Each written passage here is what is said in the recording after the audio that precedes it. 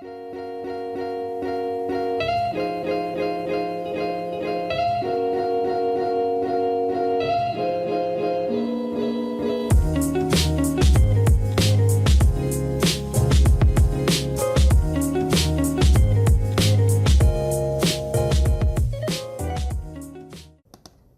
everyone, it's Alexandra Mike. Today's video is for your creative studio, and I would like to show you the contents of the bird themed box that was sent to me. And after we get acquainted with the items that were included in the box, we're going to create something together with some of those items. So I am going to take everything out and start with rice papers with that little bird on them. There were 5 sheets in the plastic bag. I think there are always 5 pieces of the rice papers, which are great for decoupaging. And then there was this sheet of stickers with cute little birds. There was a huge bag full of different ephemera elements here. And I liked the fact that most of them had a sticky backing. There were some really nice patterns and designs. Some here I'm showing that this is the type of the washi sticker, and some cute little tags. More stickers with the white borders. I actually don't really like that the border is white, so I usually trim around the image once again to get rid of that white background. Or you can distress it instead of cutting out. Then there were these pieces with the envelopes, which were also nice. A huge sheet of labels with the vintage elements and pieces. Then 2 of these papers felt really nice to touch. They were very cool. More stickers, a thread for the tags, and a cute pillow box. Then in this bag we had a ton, literally a ton of butterfly stamps, and every stamp came in 2 pieces, which is great because there are so many of them that you can use. Really like them, and they're all stickers as well, which is awesome. So easy to use. Lots of designs. Then there was this very fun like ticket book. There was only 1 design, but still super cute. Then I really liked this pack, which included papers with vintage texts and writings, and I personally like a lot that the papers are thin. They're super easy to use. Then there was this little booklet with watercolor images of birds and flowers. The papers were thicker here. Then these ones, I thought that they were cardstock, like images that were cut out and printed on cardstock, but turned out that these are all stickers, which is also absolutely fun and great. I'm very excited to try and use these on maybe some of my tags or journaling cards. And they all had birds and flowers and branches and berries. Really great images.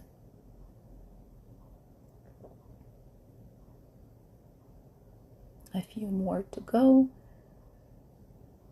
I like the kingfisher. So cute.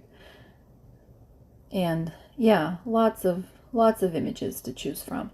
Then this was a book of also kind of tickets that you could tear apart and use as many of them as you wanted in a project, or just tear out the whole sheet and use it like that. Or even maybe color some of those images or add some stamping. Could be really fun. Then this is a nice product as well. These are strips of vintage text and writing, and they As you can see, there are also stickers, various designs again to choose from. Then, of course, a washi tape roll was included in this box. Amanda oftentimes includes a washi tape, and I love to use washi tape. And these designs also look so pretty with the birds and flowers and butterflies. And then the last one is this cute little stamp set of birds and some branches and leaves. And here I was just going to show you the stamped images, and we will get to creating something. There were so many beautiful things in this box. I was absolutely carried away when I sat down to create some tags and clusters and other embellishments. I am going to show you what I have made so far, and I will try to explain how I did it. I will explain which elements I used, and then we will create a few clusters together, maybe, just for fun. Let me start with the tags, because I think they were the first ones that I sat down to make. I have created 3. I have 2 smaller tags that I still need to embellish. I started with a letter size sheet of craft cardstock, and then I used these papers. They're really thin and nice to work with and create collages with. So I just filled the whole letter sized sheet with pieces of those papers, trying to make sure that papers of the same color tone were not really too close one to another. And I also tried to alternate the direction of the script, and in some places I tried to add more images. There were a few of those on these little cute papers. And then once I had a full sheet covered with those collaged pieces of paper, I divided it into 3 additional pieces to create the tags, which were 3 inches by 6. And next I decided to cut out some birds from the papers in this tiny notebook. The kingfisher, for example, is from here. This colorful little bird found its place on this tag here. And then here is that 3rd bird that I used on the 3rd tag. I still have a little piece of paper that I didn't want to toss. I think it's really nice with those flowers, so I'm going to use it somewhere else. But I cut out the birds from the notebook sheets and just glued them down onto my tags. In some places I also added some more birds or flowers or berries from the stickers that also came in the box, and I have them all here, those stickers. As you can see, the borders of the images that I used here are very narrow. That's because I went ahead and cut around each one of the images to blend them into my background more seamlessly. Although I think that the colors really match nicely in most of the elements that were included in the box. So I think that even if you are not a good fussy cutter and you don't want to deal with it, you could go ahead and glue the stickers just as they were. The next thing that I did here, I also added some butterfly stickers, as you can see here. Here I see that I didn't do that, but I also used tiny pieces of the washi tape to accent some more areas on the tags. And after that I stitched the tags all around, added a little hole reinforcer that I die cut out of gold foiled cardstock, and I also used the numbers from the recently released Tim Holtz die set. These were the tags.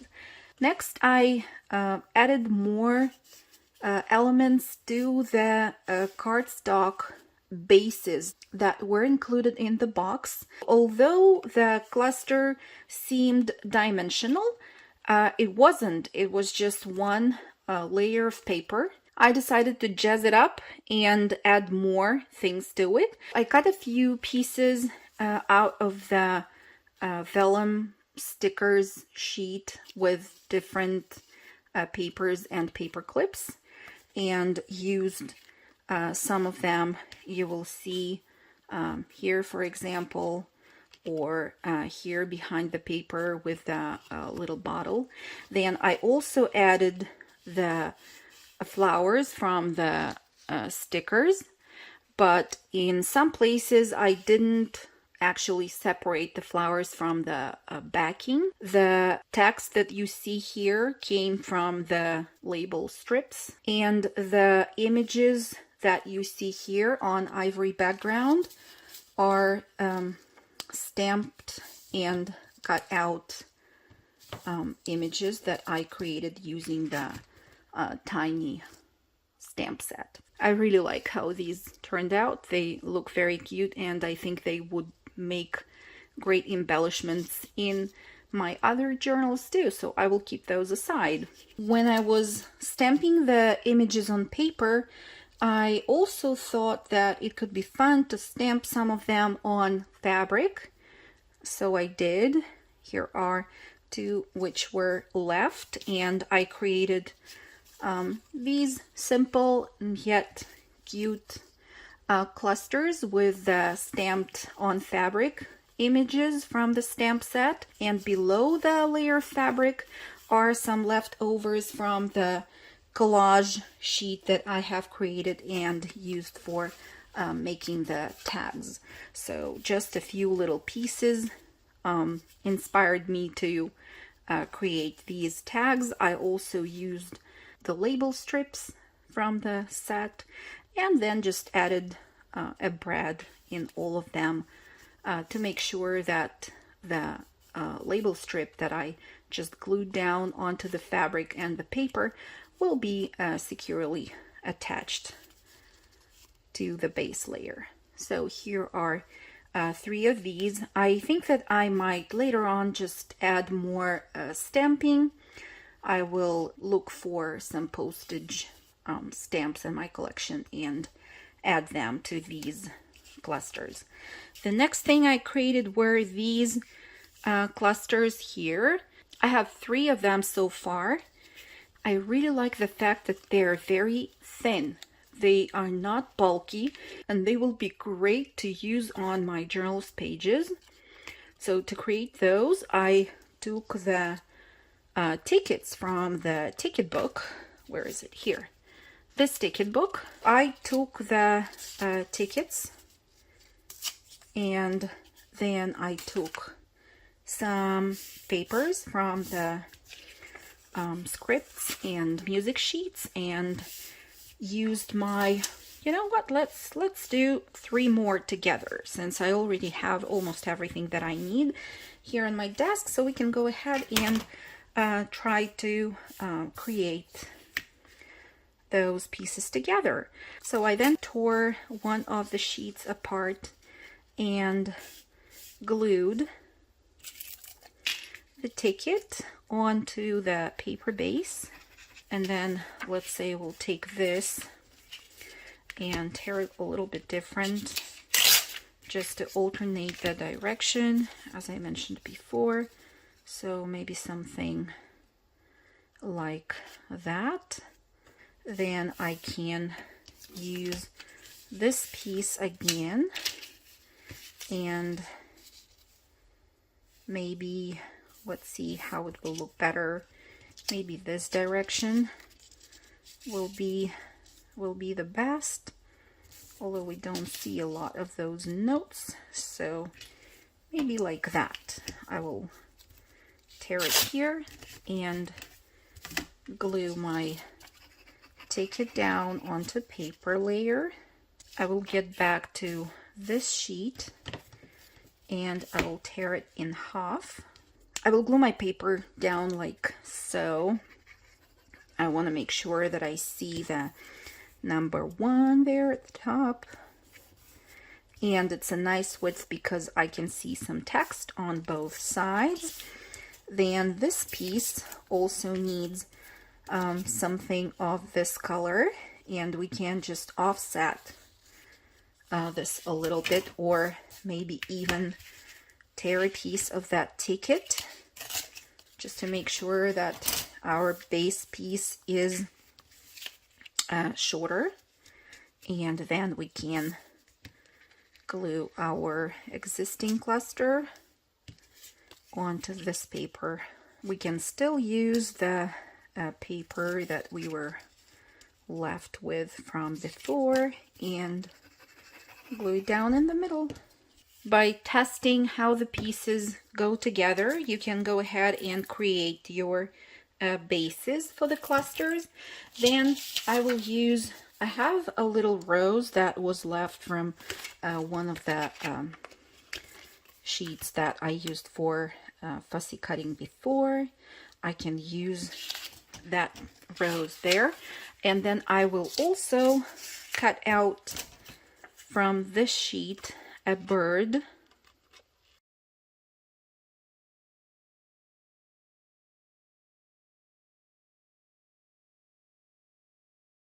Maybe I'll use it here. I think this piece is wide enough to accommodate the bird. And I also want to use from this design with the bird and flowers, the flowers only.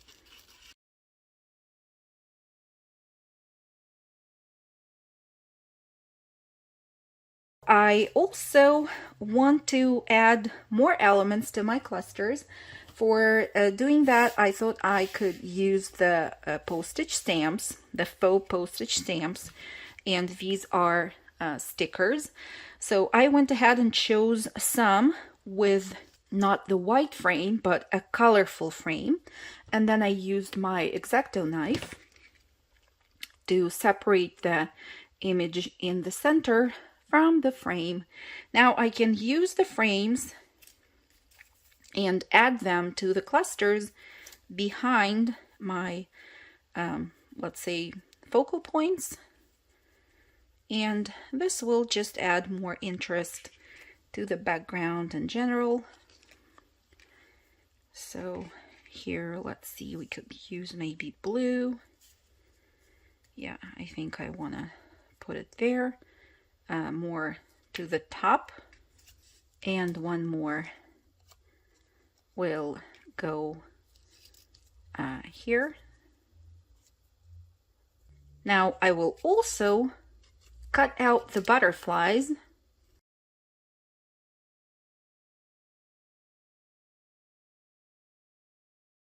Before I glue anything down, I look at my clusters again because I want to see if there is anything else I can add in here.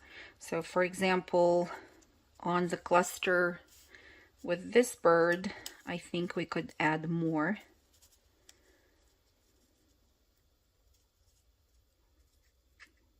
Maybe like that. Or here, for example, we have a flower and a butterfly, but maybe we could add a bird. So let's just see if we have one that faces the right direction.